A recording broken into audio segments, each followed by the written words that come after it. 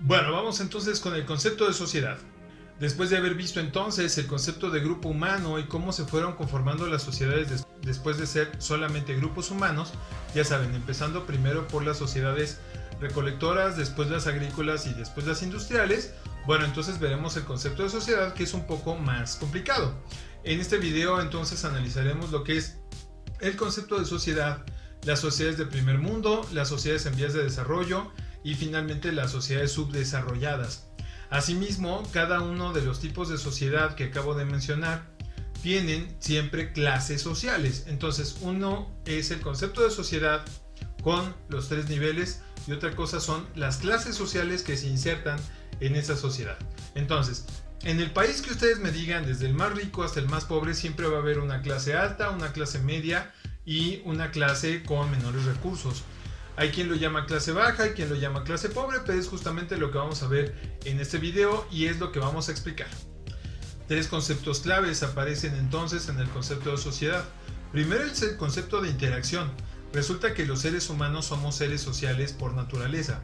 Eso quiere decir que 1, vamos a tener relación con otros seres humanos y 2, existe entre los seres humanos una cosa que se llama transferencia, que es el impacto que un ser humano tiene sobre otro. Desde los chicos hasta los grandes, siempre la transferencia se hace patente en todos los ámbitos de nuestra vida.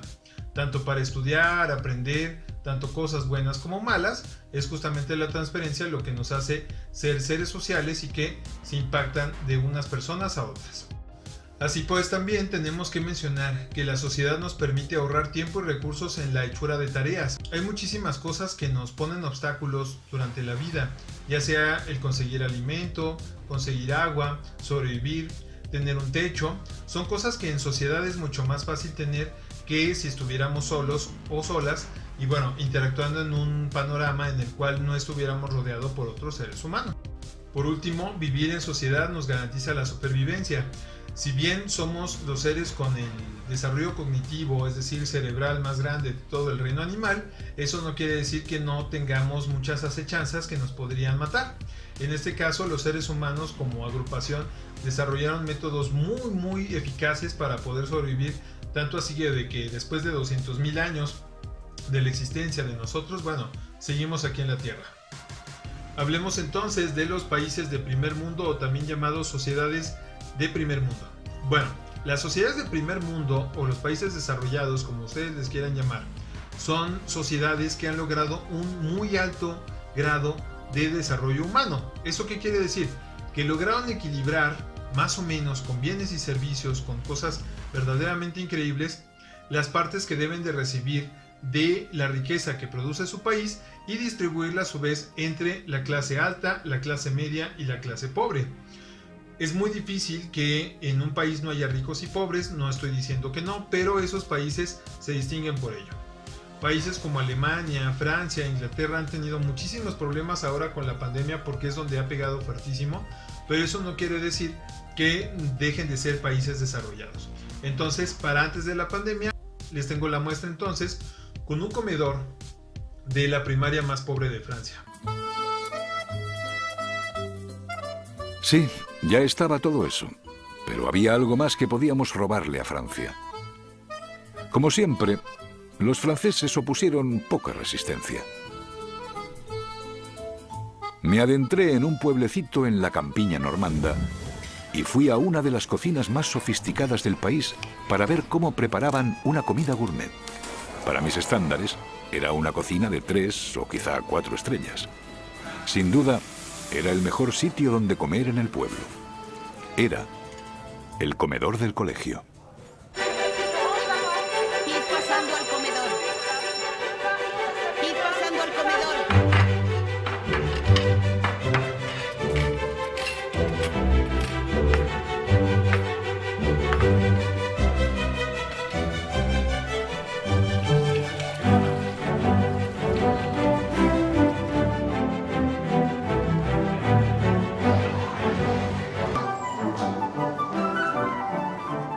¿Tenemos queso azul? A los franceses les encanta el queso y lo comen muchísimo.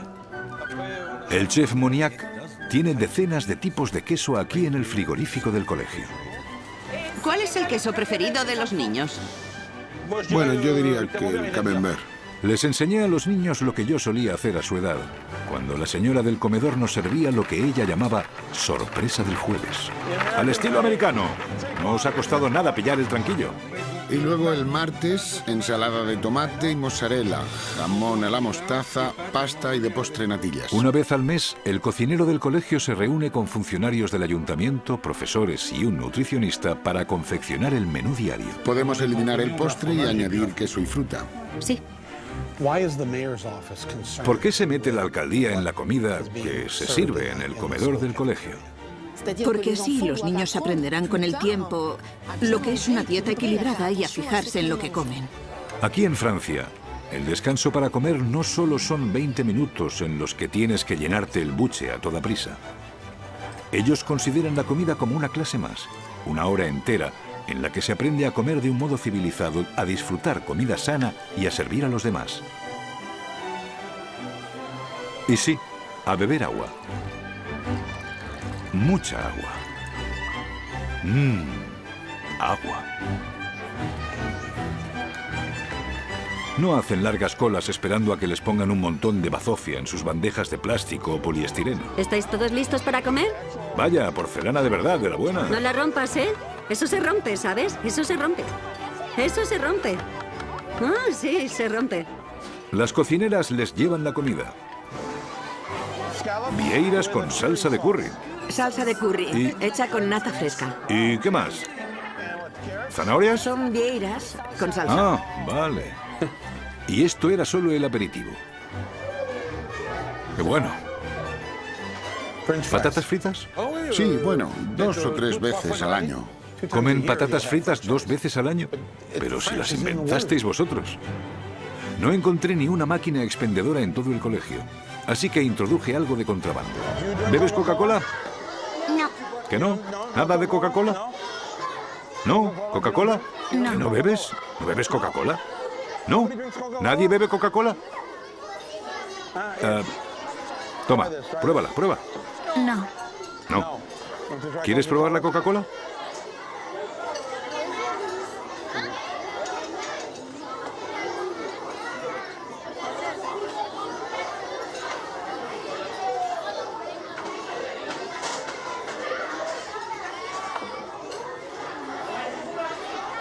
Deliciosa. ¿Qué es qué? Está muy buena. ¿Está buena? Muy bien, ya me dirás cómo te sientes en 15 minutos. ¿Y hamburguesas? Jamás. Nunca. Nunca. Ese día, a los niños les sirvieron brochetas de cordero y pollo con cuscús. Un menú de 4 platos que incluía quesos y postre. Mirad algo que yo no había visto nunca. ¿Desde cuándo los niños comparten su helado? Venga, seguro que has probado el Whopper. ¿Alguna vez te habrás escabullido en tu vida y te habrás ido a comer un Whopper? Yo nunca me he comido una hamburguesa. Pues no habrás vivido hasta que no te comas un Whopper. ¿Qué hay de comer? La hija de una de nuestro equipo estudia en un instituto cerca de Boston. Cuando se enteró de que estábamos filmando la comida de un colegio, empezó a mandarle a su madre fotos de la comida de su colegio. Esto es lo que comen los niños en Estados Unidos. ¿Eso es pan? Vale, sí, eso es reconocible. ¿Pero eso qué es? Una salsa extraña. ¿Os parece que tiene buena pinta? No. No, para nada. No sabemos qué lleva esto. Eso no es sano. Mira, eso no es comida. Ya, lo sé. La foto parece sacada de un episodio de CSI. Pobres niños. Después de haber visto esto, bueno, ustedes se preguntarán, ¿México es un país desarrollado? Y la respuesta es no, somos un país en vías de desarrollo. Resulta que México, al igual que prácticamente todos los países de Latinoamérica, tienen muy mal distribuidos los bienes y recursos que produce el país. Tanto así que en este país de 130 millones, 60 millones son pobres, o sea, prácticamente la mitad del país es pobre, lo cual te lleva a un desequilibrio. En esta comparación, todavía el año antepasado, antes de que ocurriera la pandemia, hice una pequeña encuesta en Facebook a mis estudiantes y exestudiantes preguntando sobre lo que comían o comen en el recreo para el 2019, que no teníamos este problema mundial.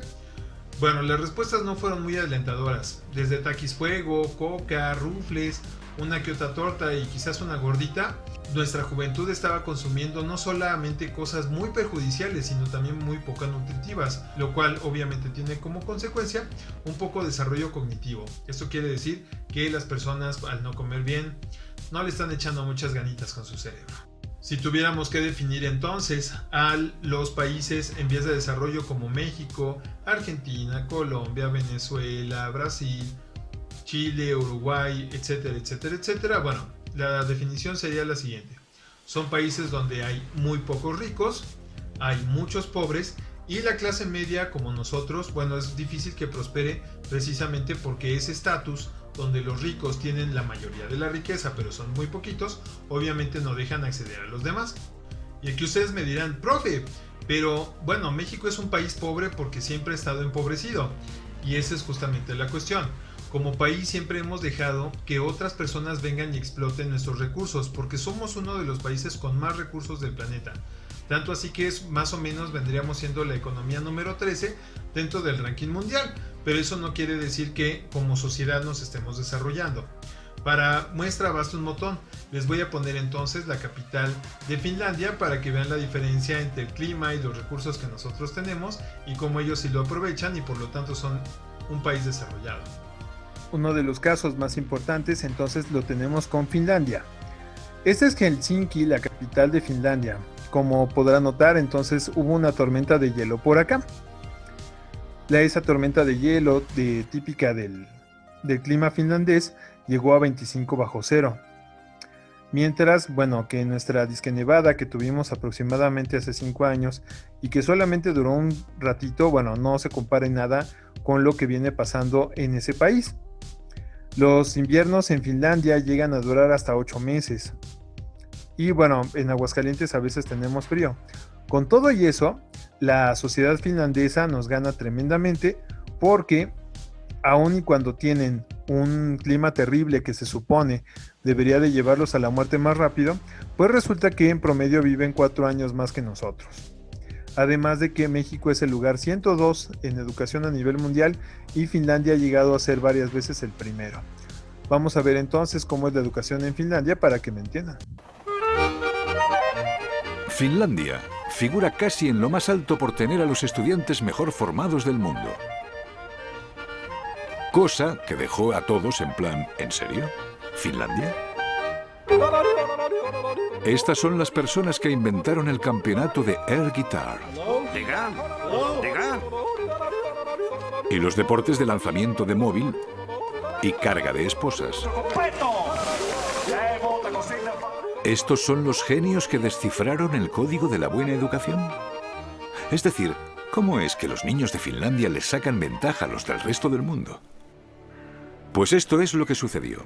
En el pasado, los colegios de Finlandia eran una mierda como los nuestros. Se hizo una evaluación mundial de la educación infantil y Finlandia y Estados Unidos estábamos más o menos a la par, más bien hacia el final de la lista de países.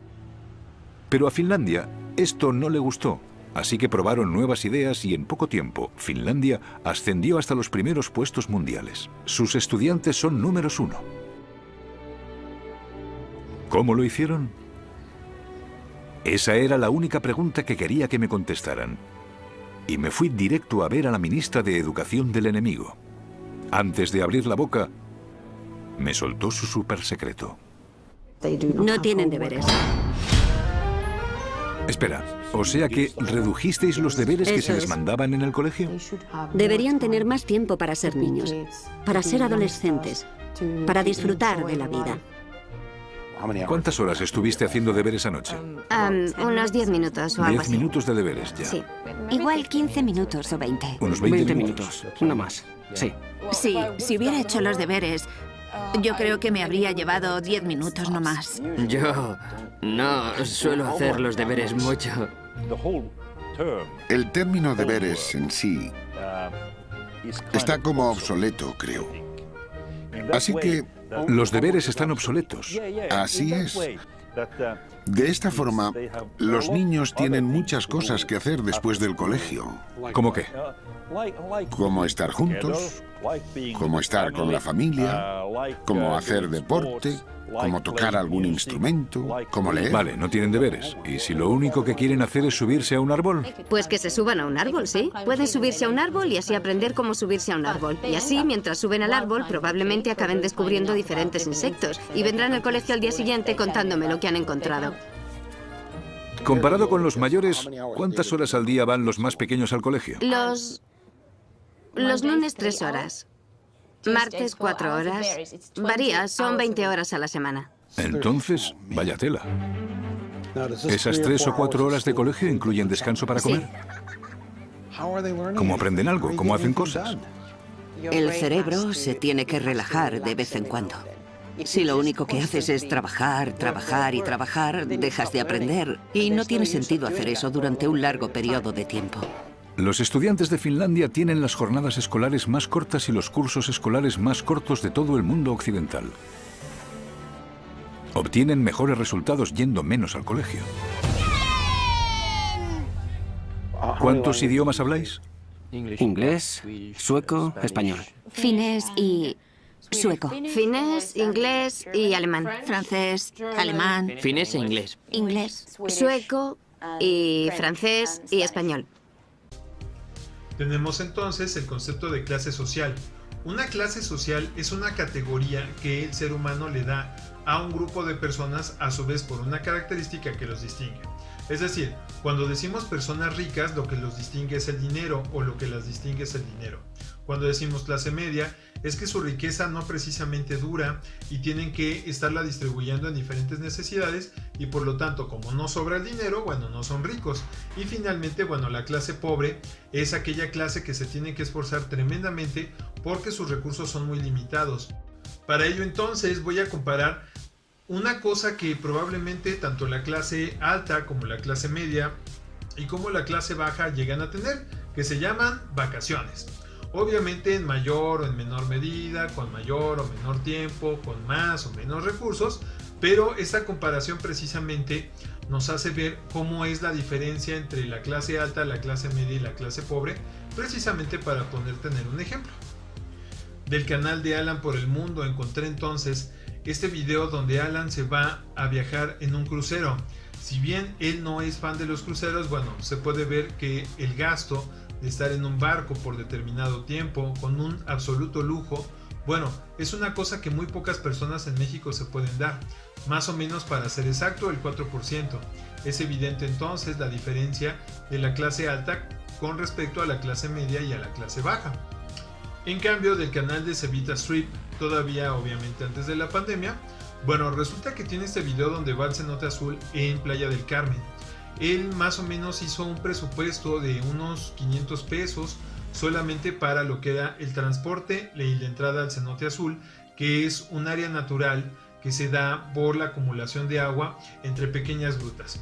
Bueno, él si bien no gastó mucho, tampoco iba con recursos limitados, sino simplemente, bueno, no fue a las áreas de lujo como se podía esperar en otras áreas justamente de Playa del Carmen, que son muchísimo más caras y exclusivas. Si tuviéramos que definir entonces a la clase media, obviamente es la que está entre la alta y entre la baja. Si bien no tienen los recursos de la alta, bueno, generalmente las personas de la clase media tienen un trabajo fijo o un negocio que les permite un ingreso que a su vez, bueno, les da la oportunidad de tener estudio, de tener su casa, un auto y bueno, vivir con relativa tranquilidad. Al menos en este país, bueno, la clase media es bastante abundante, pero también es bastante abundante la clase media baja. Eso quiere decir que a lo mejor el trabajo no es seguro y tienes que esforzarte muchísimo tiempo para tener básicamente lo que una persona de la clase alta, bueno, podría tener simplemente por el hecho de haber nacido. Y finalmente tenemos a la clase pobre, donde, bueno, a veces se tienen que juntar por familia para poder organizar un viaje a la playa con todas las limitaciones del mundo, pero bueno, se pueden dar ese gusto. En este caso, bueno, tenemos a dos familias que se encontraron en pleno viaje. No lo tenían planeado, pero sucedió así. Entre las dos familias fueron 100 personas las que se juntaron solamente en la playa y como no tenían para el hotel tuvieron que acampar. Finalmente, bueno, solamente para desayunar Tuvieron tamales, pozole y tostadas, alimentos que les alcanzó bien para los 5 días que iban a estar por allí. Si bien el fin último era divertirse, se ve totalmente la diferencia en comparación con la clase media y baja, porque los lujos están totalmente ausentes. Solamente como nota cultural les puedo decir que les tomó 16 horas llegar de la Ciudad de México hasta Acapulco, cuando en un viaje normal, se hacen entre 4 o 5 horas. Y con eso terminamos nuestro pequeño paseo por lo que es el concepto de sociedad con las sociedades de primer mundo y vías de desarrollo. Posteriormente en clase veremos entonces lo que es un país subdesarrollado y finalmente, acuérdense que repasamos lo que es la clase alta, media y baja.